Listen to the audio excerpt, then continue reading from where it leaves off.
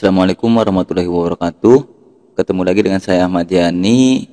Pada kesempatan kali ini masih tetap membahas tentang soal LKSN 2019, yaitu tentang bagian di modul D, yaitu environment. Pada kali ini kita akan membahas pada bagian keempat, yaitu internal client ya. Cuman di sini di server ya.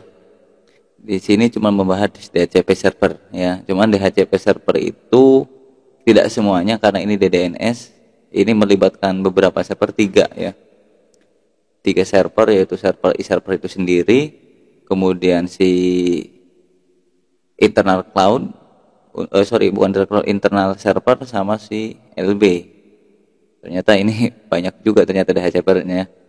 Kalau kita tidak cerdas membaca soal ini akan susah ya. Ini susah. Nah, di sini kita buat yang DHCP server, sama kita akan relay. Kalau kita lihat diagramnya di sini.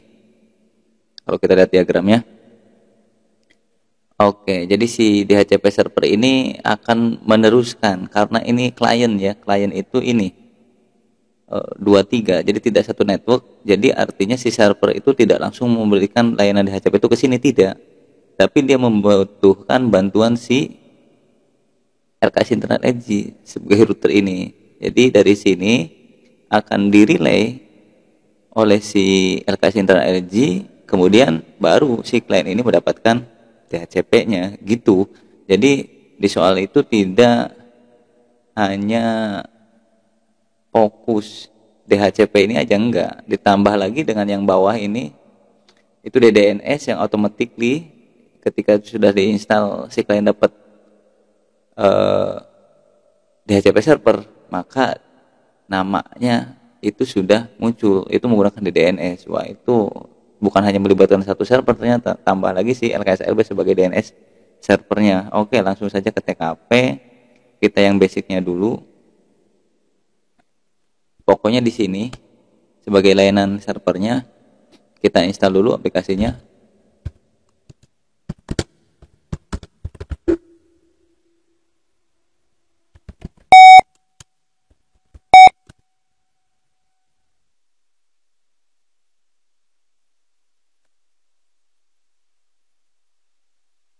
Oke.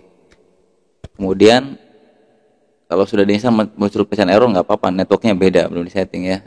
Kita buka nano defaultnya.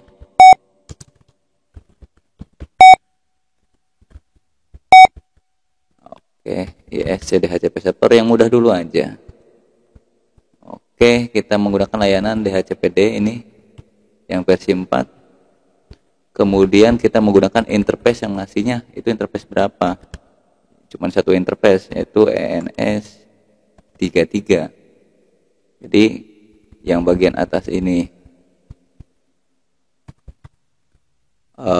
berfungsi untuk file konfigurasinya di mana, karena kita menggunakan RP versi 4, jadi kita gunakan yang ini, hilangkan tanda pagarnya. Sama yang ini, interface ini yang berjalan, kok kenapa ini dihilangkan? Ya, karena ini sebagai interface yang keluar memberikan layanan DHCP servernya, yaitu ENS33. Oke, cukup dipahami ya. Kita simpan, kemudian kita edit.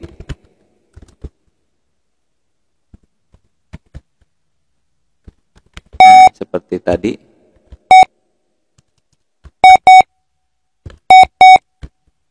Oke, dhcpd.com.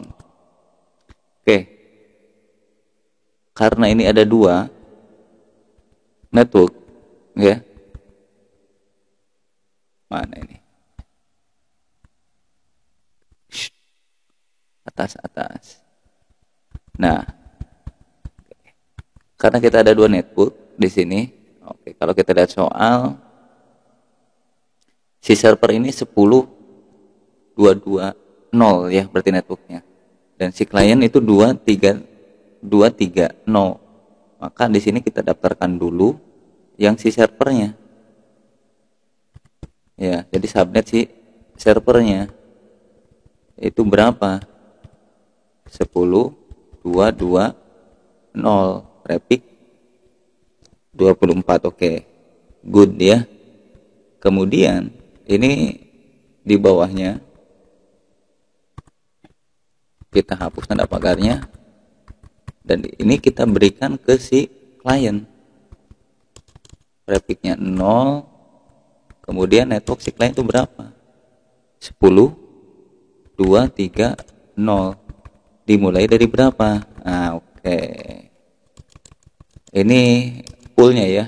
10 pasti 2, 3 dong. Kita lihat soal dulu. Mana ini? Oke. Dari 100 sampai 200 poolnya ya kan, ranknya ini.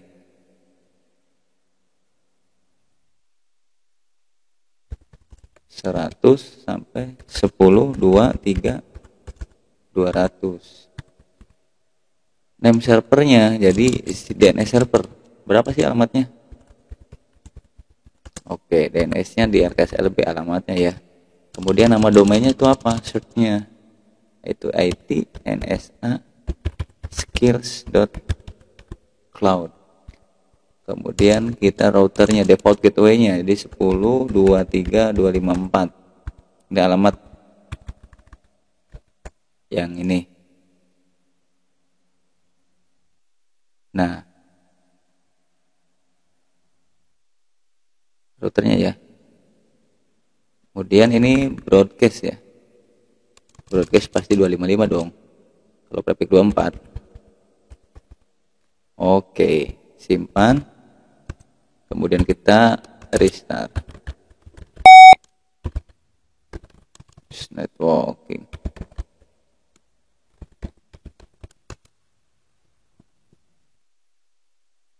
Masih valid.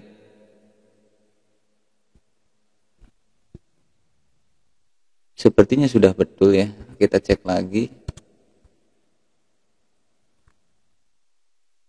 10220 betul. Dan ini juga betul.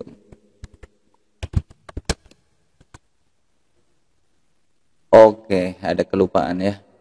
Kenapa salah? Ini alamatnya beda. Alamatnya beda. Kita lihat dulu nano etc network interface-nya. Oke, ini di HCP ya.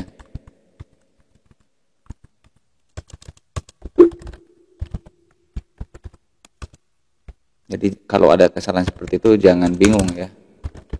Kita ambil sikap aja. Periksa apa salahnya. Di sini ternyata alamatnya. Sekarang kita restart dulu restart lagi yang si DHCP servernya. Oke, sekarang udah berjalan. Cuman tetap dia tidak mau di klien ini.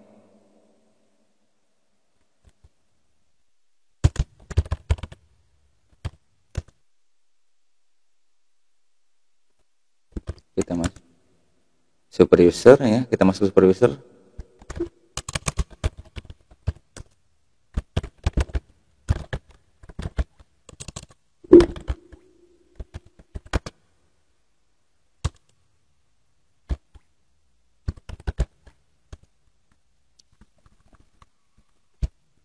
Oke.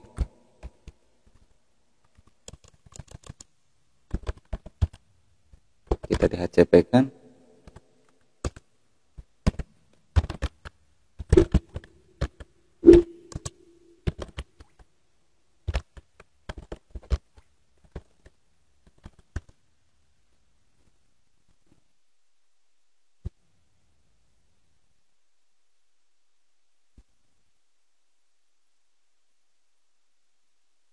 Ini NAT kita setting dulu.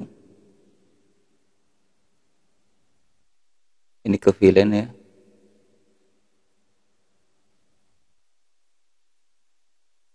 Ini nggak bisa. Oke. Tetap ini nggak bakalan bisa.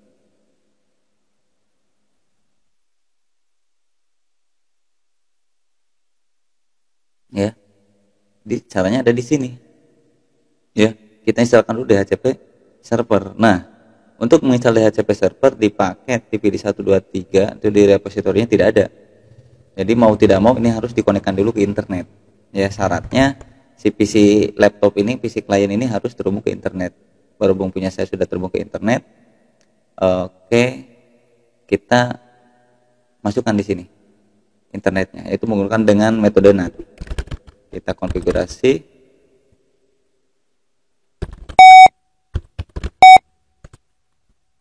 Oke, saya menggunakan ENS 37 ya.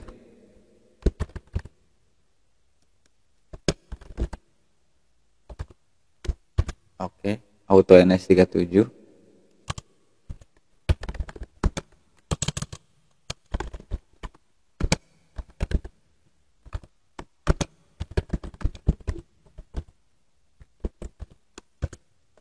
Kemudian kita setting dulu ke NAT. Jadi untuk installnya doang ya.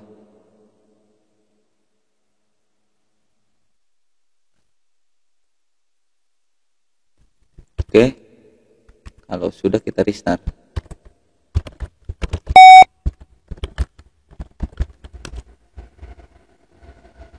Oke, kalau sudah jadi seperti itu, kita ping google.com. Sudah reply ya, atau ping 888. Nah, kalau sudah reply kayak gini, kita buka repository-nya.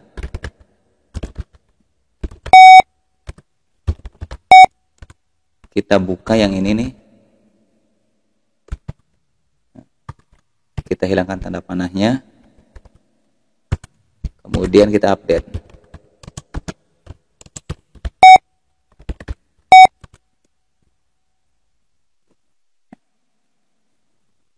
Oke, coba apt.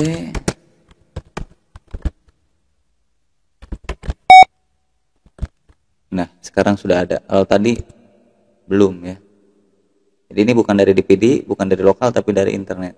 Jadi syaratnya itu. Oke. Server berapa? Yang menyediakan layanan DHCP yaitu 10.2.2.10 ya.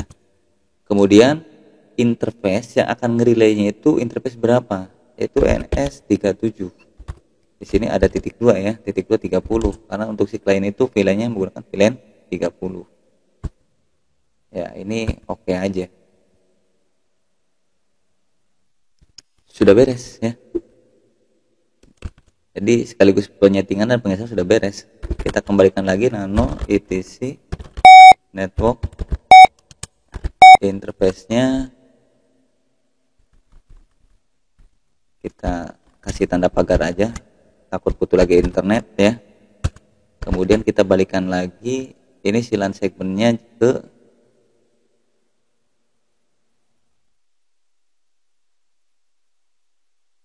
VLAN.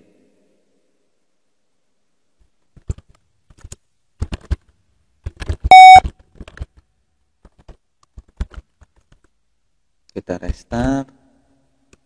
Kemudian nano etc default sebenarnya sudah disetting ya. Nah, kita hanya butuh ini server sudah, kemudian interface-nya juga sudah. ipconfig ens 37.30. Ya, alamatnya 10.2.3.254. Oke, etc init.d isc relay restart. Oke, coba sekarang.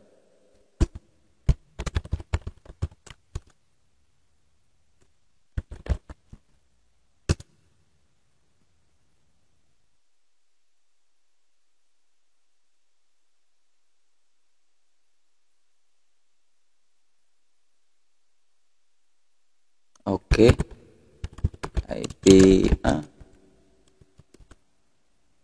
Nah, ini sudah alamatnya 23100 ya.